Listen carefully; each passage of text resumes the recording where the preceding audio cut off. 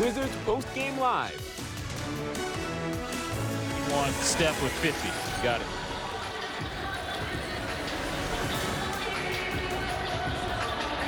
Himself a night, 55 points and 17 boards to lead the Lakers to a 131-19 final score here at Capital One Arena. Wes Hall, joined by Christy Winter-Scott. We'll be joined by Chris and Drew momentarily, along with Megan McBeak. But Christy, I give the floor to you first. Great. A lot of different thoughts, a lot of different emotions on a Sunday night. Obviously, we want the win. Did not happen tonight. So can you give me your number one reason why this did not go the Wizards' way? Well, lack of containment of the painted area. 72 points in the paint for the Los Angeles Lakers. It happened early, it happened often, and it happened consistently for LA. They were able to get downhill, and albeit they had a +10 advantage on the glass, Washington wasn't making their shots, so they were able to get the ball off the rim and push the tempo. They had 15 points in transition, but once they get downhill, I mean, it was really tough to contain them. Washington was in retreat mode at that point of the game, but the paint was dominated tonight by Los Angeles. No, you have to take your hats off when a player is able to perform the way that Anthony Davis did tonight. But he wasn't the only Laker that was scoring proficiently tonight. You had LeBron James give you 29, 8 and 6. Lonnie Walker IV gave you 20 points as well. Now, for those wondering what Russell Westbrook did tonight, 6 points and 15 off the bench, but that's the Lakers side. On the Wizards side, the highest score was Kristaps Porzingis with 27 points and 9 boards. Kyle Kuzma fouls out with 26 points and 7 boards. So for the Wizards side, what do they have to improve on the most? Now, mind you, this is without Bradley Beal tonight. So before I even let you finish that question, I want to bring Chris and Drew in as well, because I think that the absence of Bradley Beal was a big difference maker. When he left the game with 4 minutes left in the game, Chris. Right, he played about 3.5 minutes in that first quarter and didn't come back into the contest. And I mean, you can't account for injuries, right? Or, you know, it made it really difficult, but Washington had to make adjustments on the fly. And what I thought for Washington, they needed to get the ball to the second and third sides. I thought they needed more continuity. They needed more connectivity with their passing ability. They did a good job in that first half with assist numbers. And you could see Bradley Beal there saying, my hamstring. And you just can't account for that. But I just think for Washington, they need to get the extra pass going, right? And they need to push with a pass in transition and not dribble it up every single time. Push it up sometimes and make the defense make tougher choices. Fair enough indeed. Chris and Drew joining us now from within Capital One Arena. Guys, of course, thank you for the call today. I know it was a difficult one when Anthony Davis has a night like tonight. I just really want to know what you guys thought about how this one just didn't seem to be going Washington's way from early, Drew. Well, you guys said what was the biggest difference coming into this game? What would we need to look out for? And I said, you're going to have to make shots, and whoever won the Anthony Davis-Porzingis matchup was going to win the game. Both things happened the Lakers' way. The Wizards did not shoot well from three-point territory where they're 10 for 39. That's not going to cut it, especially at home. You heard the reports from Corey Kispert. It's easier to shoot at home. Well, it wasn't easier to shoot tonight. And then Anthony Davis, 55-piece on top of your head. Plain and simple, he won the Porzingis matchup. Even though Porzingis had 27, he almost doubled that. Washington once again got down early, Christy and Wes and Drew, and they were down 22 in Charlotte. They were down 29 tonight. Drew talked about making shots. I'm just going to go back to defense. To me, it's paint points, and it's something that we talked about. These last 5 games, the Wizards have not been good. But throughout the course of the season, they've been a good team in defending the paint. These last 6 games now, I don't know where the disconnect is. They gave up 72 paint points tonight. And LeBron James and Anthony Davis are special. They're generational talents. I said it during the broadcast. I think the Lakers have figured it out. And now that they're on this long road trip, I think you know how it is when you're on the road. You start galvanizing. They started this road trip with a huge win at Milwaukee, and then they followed it up tonight against Washington. Indeed, guys, and we're looking at the final stats right here on the screen. You see the 15 turnovers for the Lakers. Normally, when a team turns it over that much more than you normally would win. But the defense, the rebounding you see for the Lakers. You see the points in the paint, as all of you have mentioned, and, of course, the three-point shooting. Coming into tonight at home, the Wizards are shooting 40% from behind deep. Corey Kispert knocked down 4 for 6 from behind the arc. But my question, Christy, is how does this team get going when you have one of their big 3 absent? Right. and another team has a player that's just having one of those nights, there's got to be a way to get a stop in there. Right. I mean, Kyle Kuzma and Kristaps Porzingis combined for 2 for 13 from 3. And like Drew said, you got to get those shots down. The Wizards, they made 10 threes tonight. They averaged just under 11 per game, so they're right on average. But the efficiency of those three-point shots needs to be higher. They've got to get those shots in, and they have to be in rhythm. And what I was talking about, the continuity, the Wizards had 24 assists tonight. That's not bad, but they've got to get those shots down in rhythm. So that ball can't be going up, and nobody's going in to get those second and third chance opportunities. 5 people playing 5 out and taking shots and no second chance opportunities is not going to cut it. Christian, Drew, I want to talk about Kyle Kuzma's fourth quarter performance tonight. Obviously, he fouled out and he was frustrated in doing so. But there was a moment there where you're like, he might get enough juice in the engine to crank this thing into a comeback, guys. Yeah, absolutely. He mustered some energy down the stretch, got his team some confidence, getting some buckets. It started off with a steal, I think, and then a dunk on the other end. And then he just started being in attack mode. I think this is the bucket that got it going right here. That and one bucket, and then the steal right here really got the offensive game cracking later on down the stretch for the Wizards. And that move right there, I haven't seen him do that this season. That was a hell of a move. And then this catch and shoot three was big at the right time and kind of gave his team some confidence going forward offensively. But coming back down the other way on those possessions, they had no answer for Anthony Davis. Russell Westbrook, whether it was him in the pick and roll with AD or LeBron James in that pick and roll with AD, they were highly efficient in that set and getting buckets at the rim. So if you look at the Lakers, I mean, we talked about AD and LeBron. Quietly, Lonnie Walker, IV, had 20 points. Russell Westbrook had 15 assists off the bench. So they had a balanced diet offensively, but Anthony Davis was spectacular. By the way, he is the 5th player this year to go for over 50. Joel Embiid had 59, AD with 55, Booker and Darius Garland had 51, and some guy named Steph Curry dropped the 50-piece. My word, my word. Well, gentlemen, thank you for that stat update, because when a guy has a special night, you absolutely have to tip your hat to him. We respect that. But Christian, Drew, thank you again for the great call. Off to Chicago. Take a couple days rest, gentlemen, and we'll see you on Wednesday. Hey, somebody's bailing on me, but guess what? What? I got a pretty good backup coming with me to Chicago and Indy, so beat it. Hey, Chrissy, hurry up. My Uber's here. Bye, Drew. We'll see you I'll see you later, Drew, man. Safe travels, my friend. Appreciate it. I want to bring in Megan McPeak and join the conversation. Megan, you're courtside tonight. Obviously, the energy in the building, electric, and rightfully so when you get a team in here like the Lakers, and they seem to be heading in the right direction as of recent. What were your thoughts of tonight's game, and why just the Wizards couldn't find a way to get into the win column?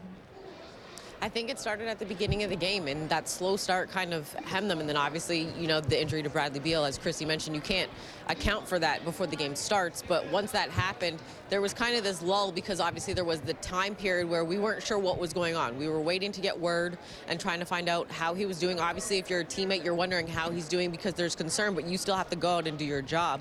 So I think it was the slow start at the beginning of the game that kind of put them on their heels from the jump. And then, as Chris and Drew mentioned, you don't have an answer for Anthony Davis. He is a generational talent. He is a special talent. And I asked Ryan Richmond at halftime, you can't stop a guy like that. He's a superstar. You can't stop him. You can only contain him. And it's tough to do. It's easier said than done, which is why they play the game and we talk about it. But when he has a night like that against any team, it's going to be hard to beat them when you add in the fact that they also have the LeBron James factor and what he was able to do. Then you get, as Chris mentioned, another 20 from Lonnie Walker. So it was a multifaceted effort from the Lakers, and it just was one thing after another. And in my opinion, the Wizards were on their heels from tip-off and just couldn't get their footing. A guy that I want to discuss briefly is Daniel Gafford. 19 points. His way that he went back and forth in the fourth quarter. Wizards fans, I know you were watching this back and forth trading of dunks. He's found his way back into the lineup. He's found himself on the court with Porzingis. So as they move to look to Wednesday night, back in Chicago, the place where he came from before he became a Wizard, how do you ascertain the direction that he's trending in right now, Megan? You know, obviously a big part of that is going to be the health of Bradley Beal. That's going to play into who will start if Brad is not able to go, because then you take another person off of the bench into the first rotation. So that may be an opening that they could possibly go to the Twin Tower lineup, because now we've got 2 games of evidence of success with it against 2 different teams when you think of the Charlotte Hornets and the Los Angeles Lakers. I would actually like to see that try to go to it early and see if they can try and get the Chicago Bulls into some foul trouble, because with the exception, of Vucevic, they don't really have too many huge bigs that can really contend with both a KP and a Gafford at the same time on the floor. So I would actually like to see Coach Unseld go to that early in the game against Chicago and maybe try to get an advantage against Chicago on the road at their home. If I'm not mistaken, ladies, I know there was a time when I mentioned which quarters are most important for the Wizards. Here we go. No, here we go. We knew he was going to bring it up. Look, I was nice and I didn't say nothing about it on Friday, but tonight, is it fair to say that the first 2 quarters are essential for the Wizards? You have to come out and start strong, and then you have to do what you can to be up as much if you can in the second quarter, because that's when we find our best practices. Playing from behind does not seem to be a formula that works well for this team. No, but you see the fight when they're down, and I get it. It was a loss. At the same time, you want to have the consistency. I mean, that's the bottom line. And you were right with that. What? Just for today. Say that again? For today, I'll you were take right. today. Tomorrow's not promised. Today, that's right, too. But I think for Washington, it's just they need to have that momentum. And the players who come in, the rotational players, regardless of whether they're injuries or foul trouble or whatnot, you have to be able to come in and not miss a beat and not take a couple of possessions to get back in rhythm, right? Sure. So this team, I think they're trying to figure that out. They're trying to figure out how to be consistent, but it starts with the defensive side, like Chris Miller said, but it also starts with moving that basketball and moving off the ball and creating opportunities that will be high percentage shots for your team. Right. So Daniel Gafford, 9 of 10 from the floor tonight. I mean, phenomenal time. And the dunk of the year, by the way. And the dunk of the year. Yeah, he reached way back, everybody. He reached way back for that thing. But he played 20 minutes and just over that, and that's what I was anticipating. I was hoping that he would get at least 20 minutes on the floor with Kristaps Porzingis by his side and let that dynamic grow. So fan that flame, and let's see what that looks like as we progress through the season. Tonight was a night for the Stars, and unfortunately we lost one of ours 4 minutes into the first quarter. But looking ahead for the next 5 road games, the next 5 games for the Wizards, Chicago, the Pacers back here in D.C. for John Wall and the Clippers, then Brooklyn, and then on the road on December 14th out in Denver. So with that being said, on the other side, we're going to hear from the guy who used to be in Denver, who is now our head coach, Wes Unseld Jr. Post-game live back in a moment.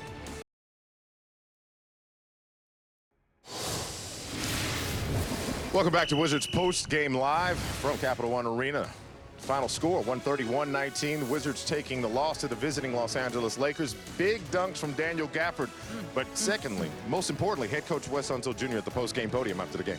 He's a really good player. Obviously, trying to look at his impact in pick and rolls. We knew going in the combinations of pick and rolls between him and LeBron, Westbrook, and it was strength of that team. And we didn't handle it very well. Tried to make some adjustments and didn't do that very well either. I think he got a lot of easy ones, putbacks, got to the line, drives, transition. And I think, all those combinations of plays really kind of pad things up. So now he's just playing with a level of comfort. How's Brad doing? He seems like he's in good spirits. Obviously, he has a strain, hamstring. Not sure the severity yet. But, we'll evaluate him tomorrow and see where that goes. Just quick follow-up, how did he hurt himself? It was just on a play, first quarter. He was trying to drive to the basket from the right wing, and he just felt a little bit of pull. I'm sorry, was that a strain or a sprain? Strain, yes. What is the ideal, when you put Gaff and KP on the floor together, what is that trying to negate, or what are you trying to get out of that, and then what maybe went a little bit not your way tonight, other than, of course, Davis? Well, I mean, the matchups sometimes are tough. You have 2 bigs, gives you rim protection, defensive rebounding, gives you presence in the paint. You can feel that. At times, spacing on offense isn't great. Trying to find ways to, use those guys so they're not guarding each other. But even defensively, when you got 2 bigs and they're small, one of the bigs is going to be cross-matched. And at times you get caught over-helping unnecessarily. And I think it's just the nature of bigs. They've been trained for a long time. Protect the paint, protect the rim, and it causes scramble situations. So it's there were stretches where it was good, I think, and obviously the matchups when they present themselves, it can work. But at times it's tough. So I think we'll keep an eye on that pairing, but I think it's been pretty good. Wes, hamstrings are notoriously difficult to gauge the timeline, but if Brad has to miss, say, the next several games, how do you hope your team responds without its Well, best I mean, player? I think we've shown at times we've been resilient enough to pull together and respond, play well. And, I know he's missed some games here and there for a variety of reasons. And, sometimes that helps guys. It galvanizes the group, pulls them together. You dig down and find a way. But there's no doubt we don't want to play without him for long. I would imagine that Daniel was hoping to play more minutes than he did over that stretch recently. He hasn't said that to us, but that's just a guess. How do you feel like he dealt with what we would guess would be disappointment and worked through that? As far as the stretch of games, or Correct. I'm sure. I talked to him. We had several conversations, and I could tell he was disappointed. And some of it is explaining the why. Certainly not personal, but you give guys an opportunity. It doesn't always go well. Sometimes it's just the matchups. Sometimes it's foul trouble. Sometimes it's KP is playing at such a high level. You want to get that guy back out there. So it's a variety of reasons. Head coach Wes Unseld Jr. at the post-game podium. Megan joining us back once again. Two things that have kind of stood out to me, and I'll let us tackle which one do you want to go first, Chrissy. Okay. So the first thing is the resilience of Daniel Gafford and how he's handled his minutes in the rotation. The second one, I think, probably the higher priority, the injury to Bradley Beal and the hamstring and how that affected tonight's game and possibly Wednesday's matchup. Which one would you like to go to first, Christy? Gafford. All right. I'm going to say it's the positive because he had some great energy, number one, but he was ready. And he stayed steady throughout the contest. And I thought it wasn't just his offensive prowess that stood out, but it was also his defensive presence. And you heard Wes Unseld Jr. say that. He said, our rotational defense is different when Daniel Gafford is in the game with Kristaps Porzingis. They create a lot of havoc on both ends. You see him crashing the offensive boards. They needed that kind of energy inside. And those second and third chance opportunities were alive because he had some energy behind what he was doing in the paint. All right, Megan. She took Gafford. Now it's your turn to talk about Bradley Beal, his hamstring, and the effect that it has on this team, possible. I think it's going to be tough. Like, let's just call a spade a spade. Let's be real. It's going to be tough because, as you heard in the presser, when it comes to hamstrings, they're notoriously, unlucky when it comes to trying to figure out the time of return and how long he'll be out for, if he'll be out for a long period of time. So that is something that we have to deal with. And at the end of the day, his health and wellness is the most important. So we wish him a speedy but healthy recovery. Obviously, we want him on the floor. How that affects the team going forward, it then puts the microscope and the spotlight back on specifically Kristaps Porzingis and Kyle Kuzma without having him out there, much like we saw when he was out with health and safety protocols. However, now they've played some games without him. I think they have the idea of how to do it, how they can have success playing without him as well too, and try to carry the load that he leaves when he's not in the lineup. But this is the biggest thing. This is where you need your bench. This is where the bench has to take it on themselves, look themselves in the mirror, and step up. It's not the next man up mentality. It's just step up and do your job. This is where the bench plays a role and has a huge play in this, is the health and safety of Bradley Beal. Step up for your teammate. Indeed, and I think keep this in mind when it comes to the bench. DeLon Wright out with a hamstring injury. Rui Hachimura out with an ankle. Right. The bench definitely could appreciate their return back to action as soon as possible. But on the other side, though, we're not done breaking down this show. Oh, no. We're going to talk about the performance of Anthony Davis and, of course, some of the chants that we heard tonight and how the Wizards can turn misfortune into fortune heading into Chicago on Wednesday.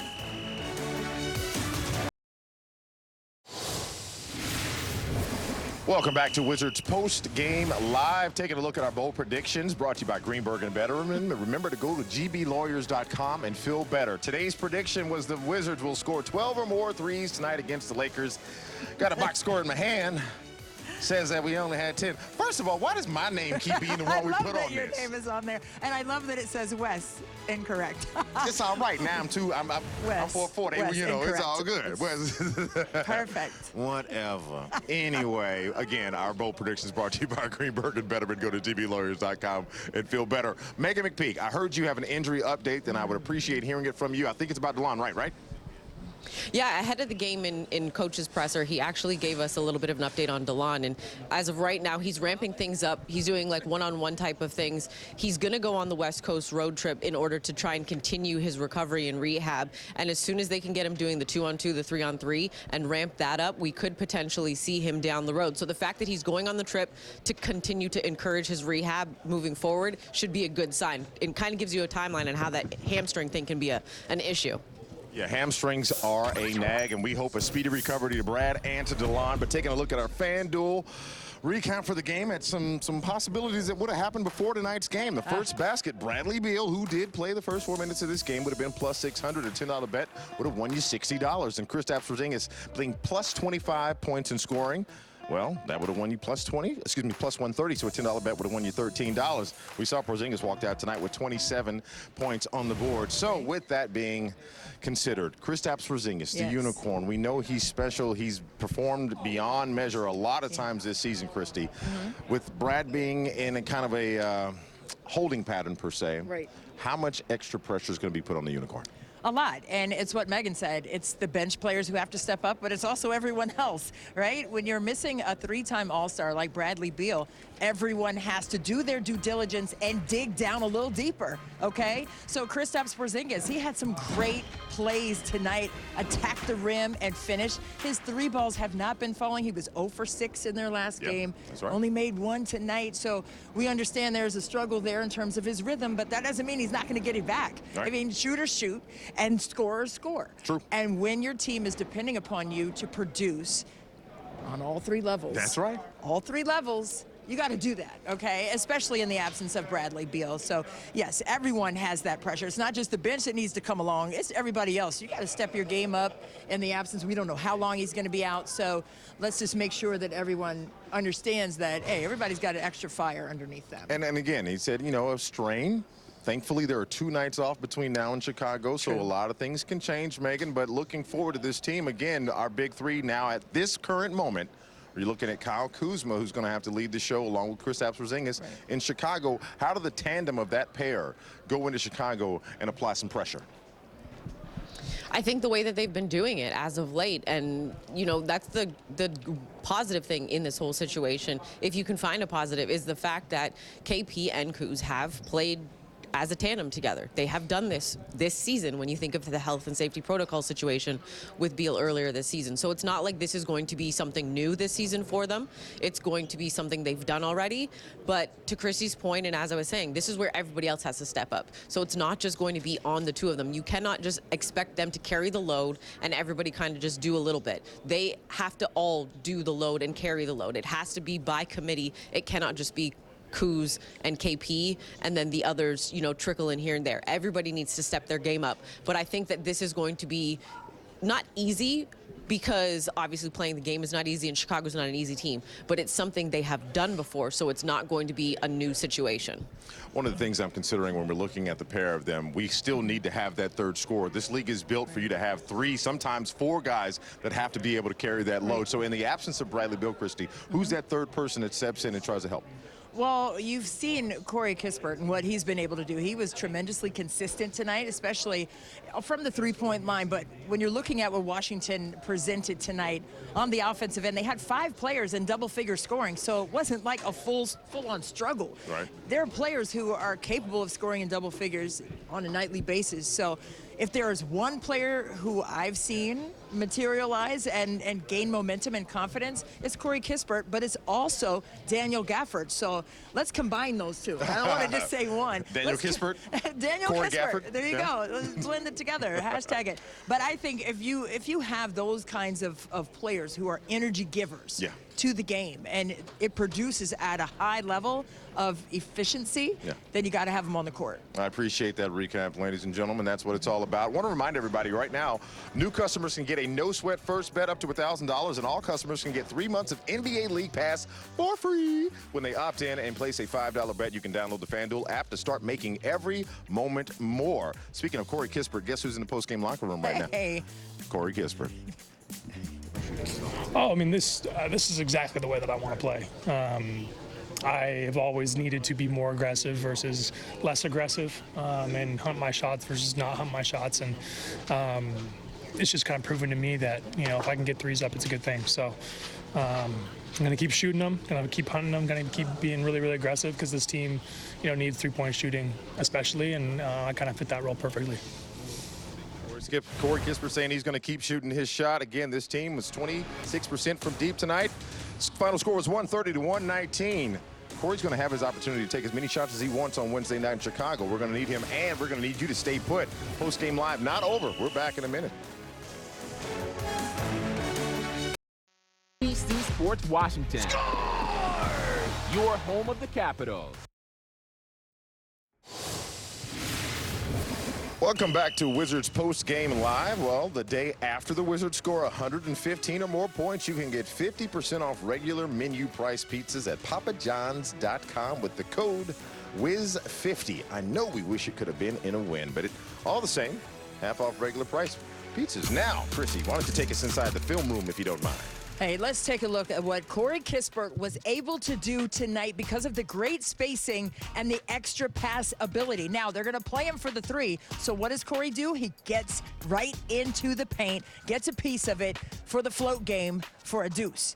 And then watch this. Remember how I was saying you've got to move the ball, make the extra pass, get it to that second side, and now it went to Morris, and then it went to Porzingis. One more to the corner for the three-ball corner pocket for Corey Kispert. And watch right here, there's a triangle action, skip pass, and watch, you got to move without the basketball. Monte Morris hit him right there 26 feet away, and he had such great feet on that shot. You were talking about his pregame work. The mechanics are true during the game as well. Ball movement is definitely at the top of the list for Washington when they are in effective and efficient offensive production mode. And Corey Kispert, if you're going to play him for the three, he's going to drive it to the rim, and that's the beauty of his game. And that's why I said you have to be able to score on all three levels, and Corey Kispert just showed you that. Megan, we saw him hit 4 out of 6 threes tonight. When he's hot, he's hot. It's just a thing, and sometimes other teams are so busy scouting our big three that they forget about Corey Kispert. Is he kind of like a secret weapon, if I can use that, with a proper application for this team right now?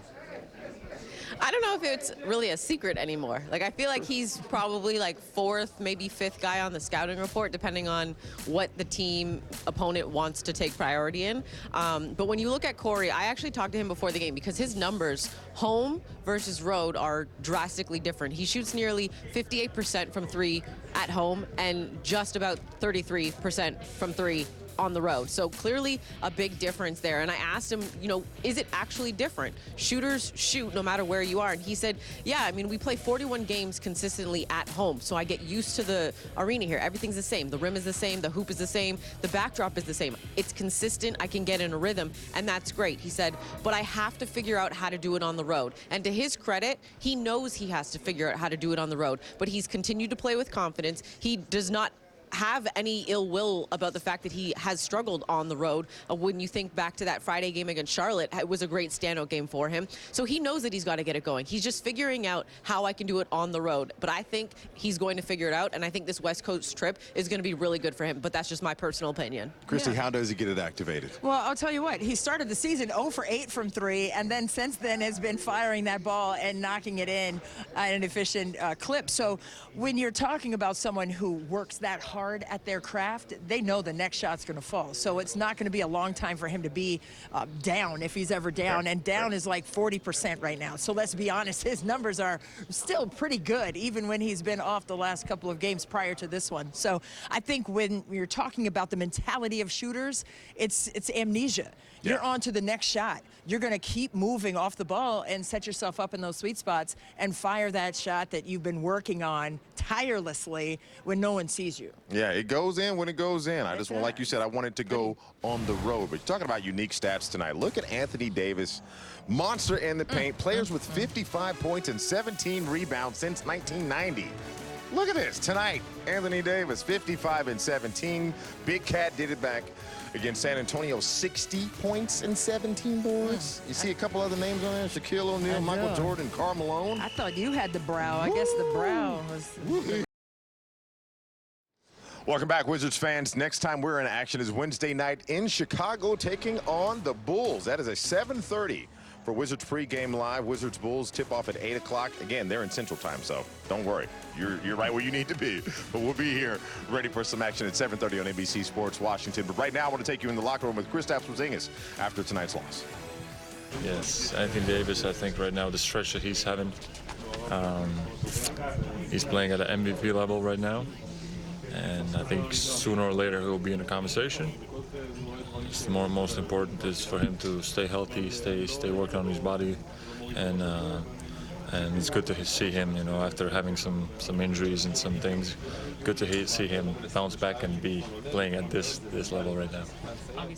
Kristaps Porzingis giving the unicorn, giving AD his flowers. You know what I meant there the first time. Anyway, let's look forward to Wednesday because I want to put a bow on this one and just get out of here. So Megan, how do the Wizards get back in the win column on the road in Chicago on Wednesday? Transition defense. It was a point of emphasis tonight when it came to the Lakers. They were top 5 in the league in transition points and as well pace. I want to see them try to do better in transition defensively when it comes to the Chicago Bulls as well. Christy, the same question to you. And for me, it's in the quarter court. You have to contain the painted area. 72 paint points for LA tonight. That was a lot. And you have to do it early. And that work has to be intentional on the perimeter. But the interior players, you have to be ready when they're coming downhill at you. You have to be ready to wall up and contest at the rim. Yeah, indeed. Well, it's going to be a challenge, and we Wizards fans will give you an update on the status of Bradley Beal. You can find that at NBCSportsWashington.com, as well as all of our social sites as well. It was a tough night in the office tonight, but it's a marathon is what they say to the season, right? It is a marathon. So we've got a total slate of 82, but right now this wraps up game 24 on the season. So on behalf of our great crew and staff here at NBC Sports Washington, for our crew here on site at Capital One Arena, for Megan McPeak, and of course Christy Winter-Scott, I am Wes Hall. Enjoy the rest of your weekend. We'll see you Wednesday in the Chi-Town. We're going to put it down. Hey, there goes Billy Lashley. Hey. See you next time on Wizards Pregame Live.